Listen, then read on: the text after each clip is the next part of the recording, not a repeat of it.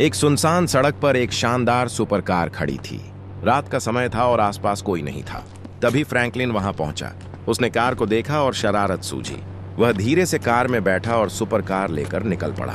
सुबह होते ही पूरे शहर में खबर फैल गई कि सुपर कार गायब हो गई है। लोग हैरान थे, आखिर कार ले गया कौन? फ्रैंकलिन तेज रफ्तार में शहर की सड़कों पर कार चला रहा था। तभी उसे एहसास हुआ कि कार के मालिक परेशान हो।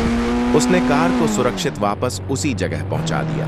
जब मालिक आया तो उसकी कार सही सलामत खड़ी थी। किसी को पता नहीं चला कि रात में क्या हुआ था। फ्रैंकलिन मुस्कुराया और बोला, कभी कभी मजाक भी सोच समझकर करना चाहिए।